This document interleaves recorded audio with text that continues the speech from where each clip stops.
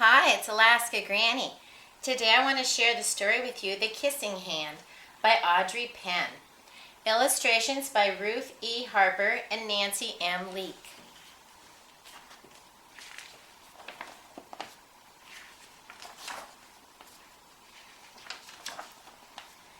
Chester Raccoon stood at the edge of the forest and cried. "I don't want to go to school," he told his mother. "I want to stay home with you.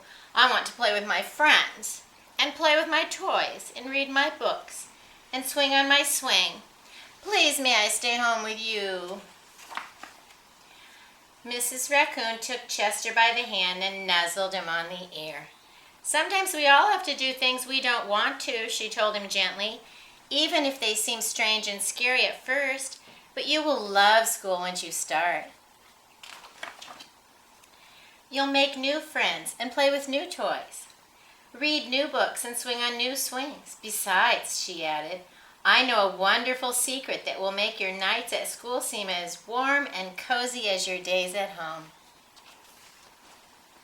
Chester wiped away his tears and looked interested. "A secret? What kind of secret?" "A very old secret," said Mrs. Raccoon. "I learned it from my mother, and she learned it from hers. It's called the kissing hand." "The kissing hand?" asked Chester. "What's that?" "I'll show you." Mrs. Raccoon took Chester's left hand and spread open his tiny fingers into a fan. Leaning forward, she kissed Chester right in the middle of the palm. Chester felt his mother's kiss rush from his hand, up his arm and into his heart. Even his silky black mask tingled with a special warmth. Mrs. Raccoon smiled. "Now," she told Chester, "whenever you feel lonely and need a little loving from home, just press your hand to your cheek and think, 'Mommy loves you, Mommy loves you.' And that very kiss will jump to your face and fill you with toasty warm thoughts." She took Chester's hand and carefully wrapped his fingers around the kiss. "Now, do be careful not to lose it," she teased him. "But don't worry. When you open your hand and wash your food, I promise the kiss will stick."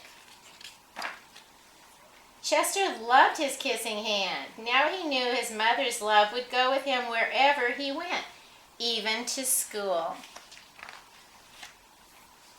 That night, Chester stood in front of his school and looked thoughtful. Suddenly, he turned to his mother and grinned. "Give me your hand," he told her. Chester took his mother's hand in his own and unfolded her large, familiar fingers into a fan. Next, he leaned forward and kissed the center of her hand.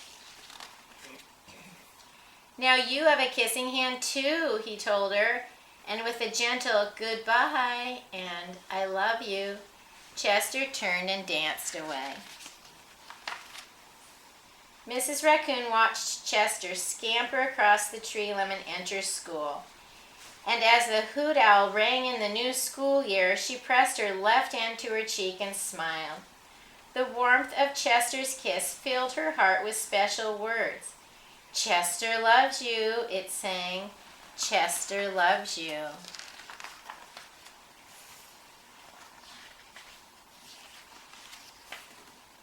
I love you. The Kissing Hand.